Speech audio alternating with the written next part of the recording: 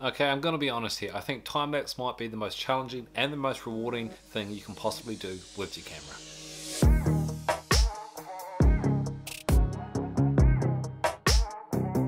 So for those wondering what time-lapse is, it's like when you see National Geographic and they've got that footage of the clouds flying past and the sun coming up all sped up. That is not just video they've recorded and gone fast forward on, it is actually lots and lots of photos put together to give that passing of time. So if you want to get into time-lapse, this is the gear you're going to need.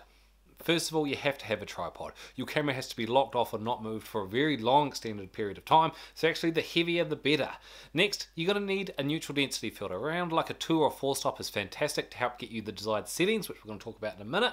And third of all, you're going to need an intervalometer or a camera with a built-in intervalometer. I think every single digital Fujifilm camera, for as long as I remember, has had this built in though. So when doing a time-lapse, there are a couple of things to consider. First of all, you need to set everything to just about manual. You don't want your white balance, your aperture, your shutter speed, or anything to change, if possible, throughout that time-lapse. Any change will cause flickering and will be quite distracting throughout your time-lapse. When it comes to your shutter and your aperture, you're after two kind of different things here. You want your shutter speed to be about 2 seconds, and to get that you're going to need a neutral density filter, because your aperture, I would recommend sticking to like that 1.4, 2.8 as bright as you possibly can. The reason you don't want your aperture to f22 is as it closes up, cameras have a little bit of an inconsistency to them, and as they open and close repetitively, you will see a little bit of a flicker as they don't quite close the exact same amount each time, and it will be a little bit distracting with your time-lapse. There are ways to remove that in editing. If you'd like to know how, let me know down in the comments below and I'll do my best to explain it for you. But overall, a bright aperture and a 2-second exposure is key, hence why you need the neutral density filter. Actually, if you get into astronomical time lapses, this isn't such an issue. You just go 30-second shot, f4 say, 3200 ISO, and make sure you set your white balance to the correct amount, and you're away. Next thing to consider is your interval between each photo. So if you're shooting people running around on the street, a photo every 1 second is absolutely fine. If you're shooting clouds passing by, I go for about every 5 seconds. If you're just getting the sun rising on a tree, maybe a photo every 10 seconds is pretty good. And if you're doing astronomical stuff, you want nearly a non-existent interval. Because you're doing like a 30-second long shot, just taking the next one straight away works absolutely fine for doing time lapses of stars. So finally, how many photos do you need to take? Say you're going to work in a 24 frames per second video idea. You're going to need to take 24 photos for every 1 second. You want 10 seconds, that's 240 photos. Say you're taking a photo every 5 seconds, that's 20 minutes you're going to need to take of clouds just to get a 10-second clip. If you're doing astronomical photos with the photos every 30 seconds, that's 2 hours out under the stars at night in the very, very dark to get a 10-second long astronomical stars time lapse. I know this was a lot to take in, and I'm sorry if it doesn't quite make sense. There's so much to try and cover in such a small amount of period of time. However, for my day, I had a very limited amount of time as well. I had one sunset, one sunrise, and all night to work my butt off on one battery to get the following time lapse. However, before anyone watches it, I have a couple of excuses. First of all, I was using a pre-production camera. It has a couple of errors and likes to crash every once in a while. It's a pre-production perk, so every once in a while my time lapse would stop and I just started again. That's why there are a couple of bumps. I apologize. Secondly, one battery, already mentioned that. USB-C charge, the power bank made that incredibly to get so much longer.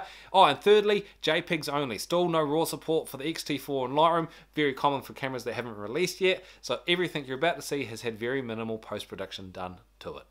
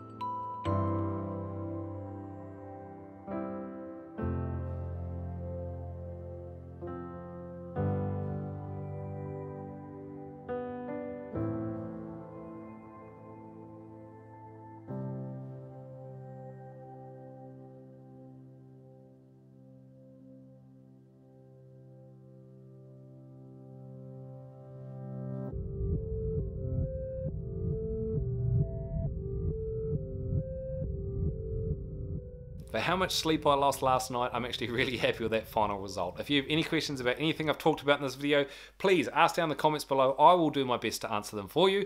If you could like, share, and most importantly subscribe, it would mean the world to me. If you would like to hashtag TB Photo Challenge with your work, I would love to see it. Plus, if you'd like to tune in tomorrow, you're more than welcome to watch me on the second to last day of the TB Photo Challenge try and take some photos of the Settle series.